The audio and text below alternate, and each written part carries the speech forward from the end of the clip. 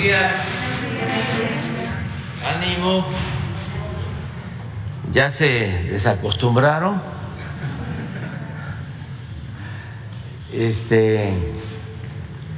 Pues vamos a continuar.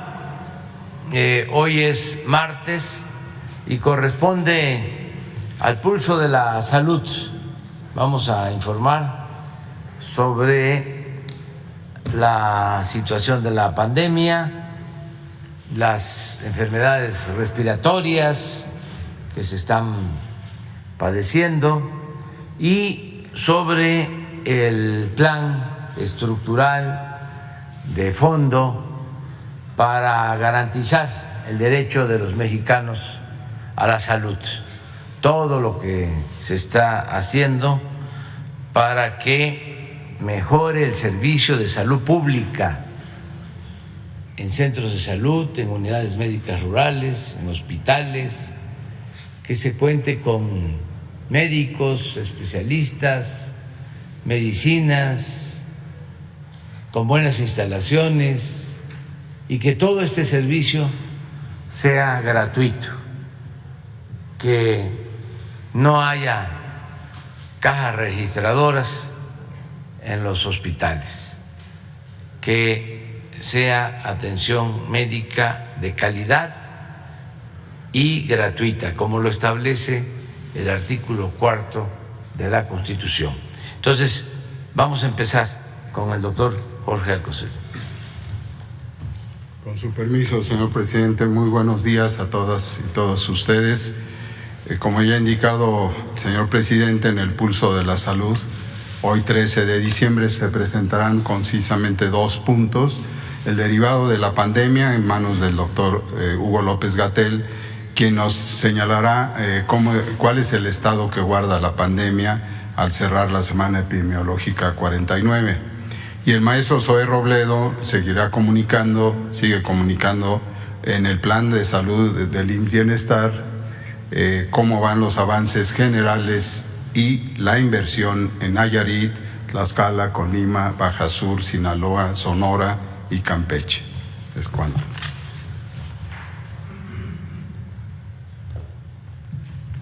Vicepresidente. Gracias, maestro. Muy buenos días. Zoe, muy buenos días. Muy buenos días tengan todas y todos ustedes. Comentamos sobre la pandemia COVID y las infecciones respiratorias en la temporada invernal.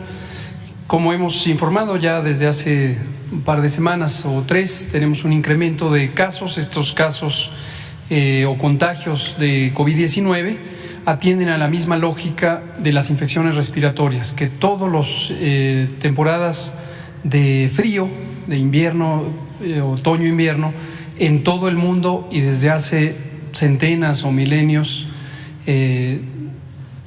incrementan. Esto ya lo hemos explicado también muchas veces. Las infecciones respiratorias causadas por virus tienen una mayor capacidad de transmisión durante la temporada fría, sencillamente porque las gotas de líquido respiratorio, de secreciones respiratorias, duran más tiempo en el aire y eso las hace más viables para que contagien de una persona a otra. También porque solemos congregarnos en espacios físicos cerrados y también porque la eficiencia de la respuesta inmune a nivel del árbol respiratorio es menos eficiente. Todo esto hace que las infecciones respiratorias suelan tener este predominio en la temporada fría. Y COVID no es la excepción. De hecho, como habíamos también comentado hace meses, la predicción más plausible en la comunidad científica global de salud es que COVID-19 progresivamente va a empezar a entrar en temporada, en una fase estacional, va a dejar de tener estas oleadas en la primavera y el verano y empezará a sincronizarse con el resto de los más de 360 virus respiratorios que se conocen que afectan a los humanos. Lo que vemos en la curva epidémica ya muy conocida es esta pequeña colita en el extremo derecho en donde se ve este incremento que acumula ya 6 semanas, un incremento lento comparado con la velocidad a la que ha crecido, por ejemplo, en la cuarta o la quinta olas y sin embargo siempre nos interesó informarlo desde el inicio. En la tabla lo que se ven es los números de las 5 semanas más recientes con el promedio diario de casos para cada una de las semanas. Estamos iniciando la semana 50, de modo que la última mostrada ahí es la que cerró, la 49.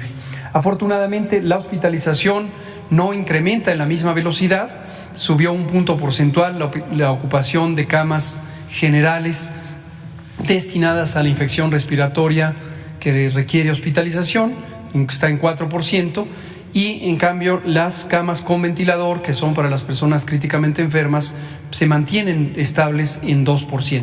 No quiere decir que así se mantendrá, es probable que haya algún incremento durante algunas semanas, pero afortunadamente hay una importante separación entre los contagios y la probabilidad de tener enfermedad grave o incluso de fallecer, como lo vemos en la siguiente gráfica. Ahí está la curva de las defunciones o de la mortalidad. Lo que vemos es que la segunda ola fue la más letal, después empezó a reducirse, y aunque se presentaban las olas, la tercera, la cuarta y la quinta, y ahora esta sexta aumento, la mortalidad es francamente baja. Afortunadamente esto es resultado de la vacunación extensa que se ha tenido en todo el territorio. Lo podemos ver en el resumen de la cobertura vacunal. Estos números son ya conocidos, los hemos informado previamente. 84% de cobertura general, con 91% en personas adultas, 64% en personas adolescentes y 60% en niñas y niños de 5 a 11 años. Finalmente comento sobre la influenza. Es notorio que en el mundo entero, durante los 2 primeros años de la pandemia COVID, prácticamente no circularon los virus de influenza, que típicamente son unos de los virus predominantes en la temporada fría. Esto posiblemente se explica por las propias medidas de contención y mitigación que todos los países establecimos contra COVID-19 y que tuvo un efecto positivo en reducir la transmisión también de la influenza. Pero en este año ya ha vuelto la influenza al hemisferio norte y tenemos una temporada regular con ciertamente la cantidad de contagios que suele incrementarse más o menos hasta llegar a la primera mitad de enero y posteriormente empezará a reducirse. Pero la campaña de vacunación, que es lo que mostramos aquí, recordarán que la iniciamos el 3 de octubre. El lunes 3 de octubre se inició la campaña nacional de vacunación contra influenza, como se inicia todos los años. Llevamos ya 24 millones de dosis aplicadas. Esto es el 62% de la cobertura para todo el sector. Tenemos la meta a final de diciembre, en unas 3 semanas más, que es 70%, de modo que vamos a buen ritmo para lo que está programado. Invitamos a toda la población a vacunarse de influenza, teniendo muy claro que no es una vacuna de uso generalizado. Es una vacuna que se destina a personas adultas mayores de 60 años, personas o niñas y niños que tienen menos de 5 años, entre 6 meses y 5 años, mujeres embarazadas, muy importante, mujeres embarazadas que se vacunen contra la influenza, y personas que tienen ciertas enfermedades que también hemos comentado muchas veces: diabetes, hipertensión, enfermedad cardiovascular o pulmonar crónica, o personas que tienen inmunosupresión. Esto lo enfatizo porque lo que vemos generalmente, no solo este año, sino en general, es que las personas jóvenes saludables acuden a los puestos de vacunación contra influenza, y esto les quita la oportunidad a las personas que realmente se benefician de la vacuna contra influenza, que son los grupos de población que he mencionado. Las personas jóvenes saludables no hay necesidad de que se vacunen, dado que la vacuna no protege contra la infección, lo que hace es proteger contra el riesgo de complicaciones y de muerte. Y este riesgo es notoriamente más amplio en las personas con las enfermedades que mencioné o los extremos de edad. Por último, recomendaciones generales, las hacemos periódicamente todas las temporadas invernales, no es la excepción en esta. Vacunarse. Si estás enfermo, quédate en casa, preferentemente para que no contagies a tus compañeras o compañeros de trabajo o de escuela o amistades. Estornudar correctamente, hemos hablado múltiples veces del estornudo de etiqueta, taparse con el ángulo del codo y no con las manos. Lavar las manos frecuentemente, limpiar las superficies. En las superficies pueden permanecer los virus respiratorios y ser un mecanismo indirecto de contagio. Y finalmente el cubrebocas, no hay necesidad de debatir, es útil para los espacios públicos cerrados, particularmente muy cerrados como el transporte. Su utilidad se va perdiendo conforme se trata de un espacio más ventilado o al aire libre. Muchas gracias.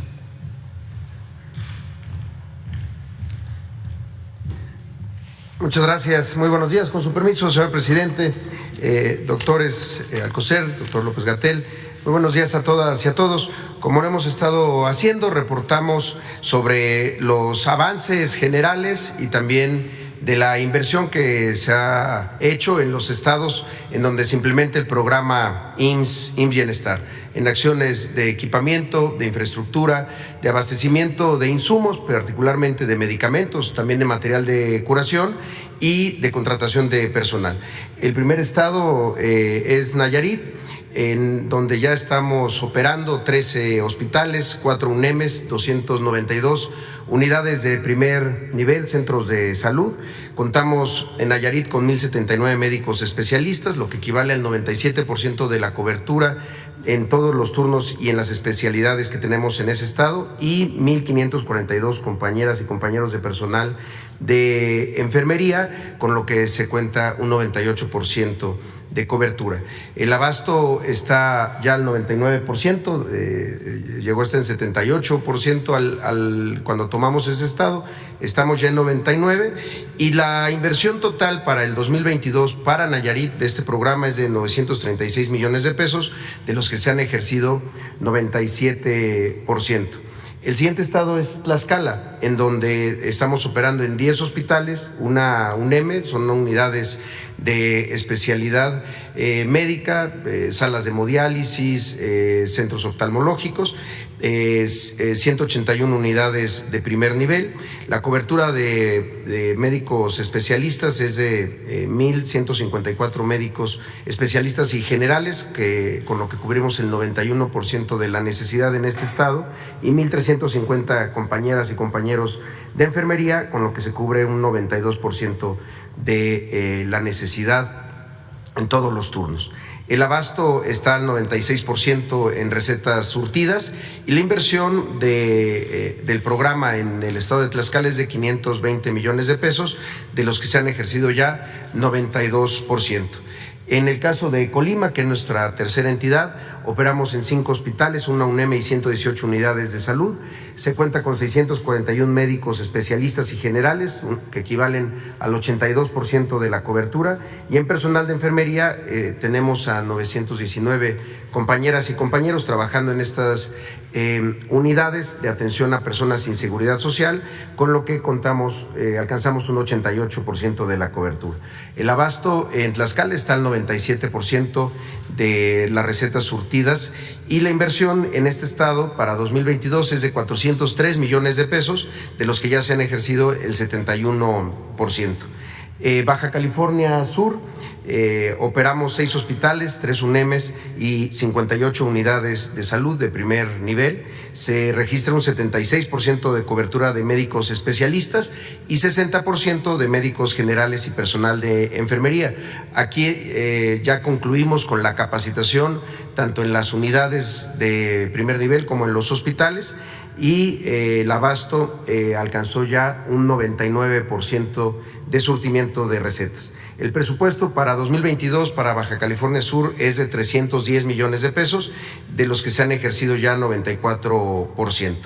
En el estado de Sonora, donde el programa ya está operando en 17 hospitales y 223 unidades de primer nivel, se tiene un 68% de cobertura de médicos especialistas, 50% de médicos generales y personal de enfermería. Se ha hecho ya la capacitación del 100% del personal de primer y de segundo nivel. El abasto está al 98%, y la inversión en este estado es de 822 millones de pesos para 2022, de los que se han ejercido ya 68% del gasto. Esta semana, aprovecho para comentarles y compartirles, esta semana se concluyen procesos de adquisición de equipamiento en varias licitaciones públicas, un fallo que ocurrirá el miércoles y otro la siguiente semana por parte del INSABI.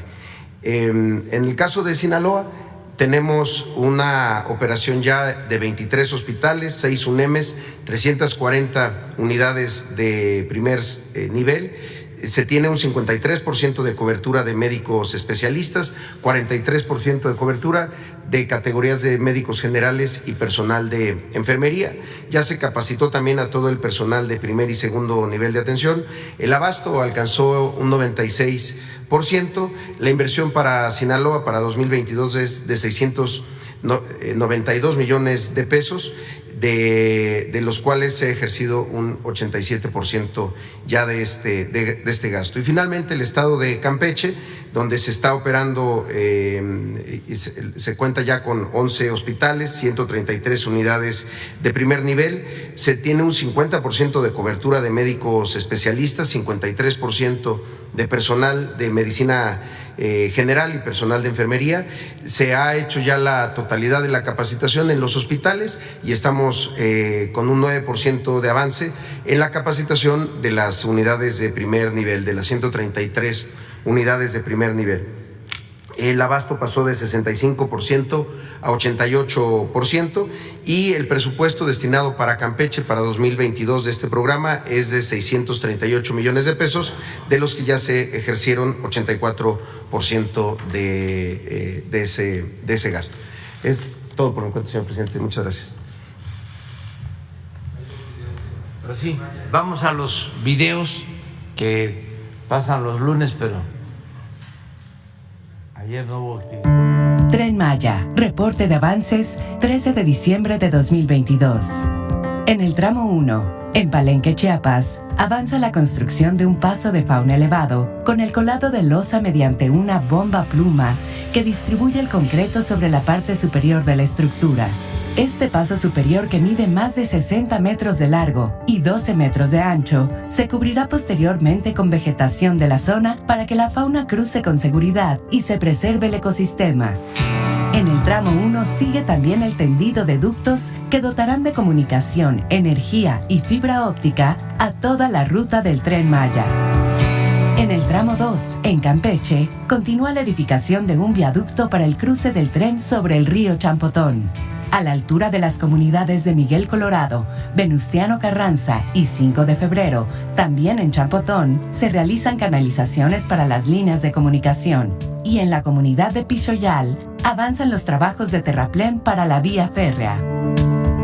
En el tramo 3, cerca de Tiquimul, municipio de Humán, Yucatán, siguen las adecuaciones de líneas de alta tensión para el suministro de energía eléctrica al Tren Maya. Estas líneas complementarán las subestaciones eléctricas que estarán ubicadas en las estaciones de Tella e Izamal. Cerca del poblado Tebek, igual en Humán, avanza la conformación de plataforma de vía para la posterior colocación de durmientes y rieles. En el tramo 4, cerca de la localidad Ixbacab, municipio de Valladolid, Yucatán, continúa el acomodo de durmientes. Para seguir a mayor ritmo, se utiliza una grúa que coloca 4 durmientes de manera simultánea, debido a que cada pieza tiene un peso superior a los 350 kilogramos.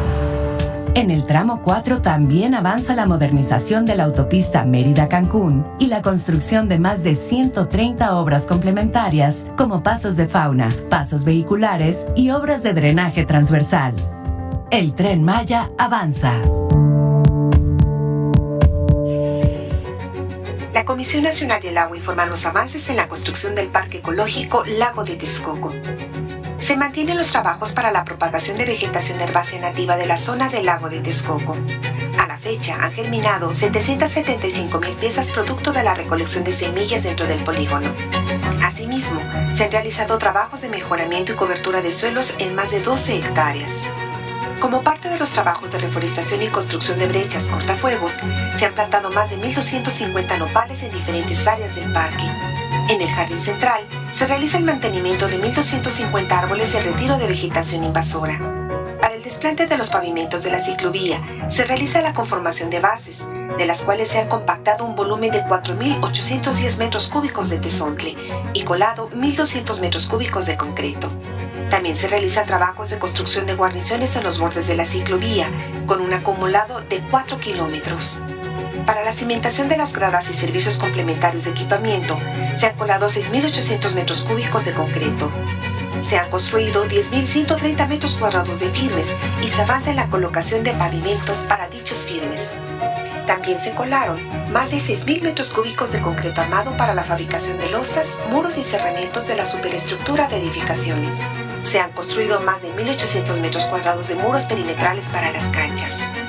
Para la construcción de la red de iluminación se realiza la colocación de cimientos y registros de luminarias, así como el tendido de ductos. Se realizan tareas preliminares de trazo y despalme en la zona donde se desplantará el humedal que tratará el agua de riego para el área de equipamiento. Para dar inicio a las tareas de excavación para el desplante del edificio de visitantes, se realizan trabajos de demolición de losas. A la fecha, se han generado más de 4.900 empleos en la construcción del parque. Muy bien, vamos. Dos. Empezamos así.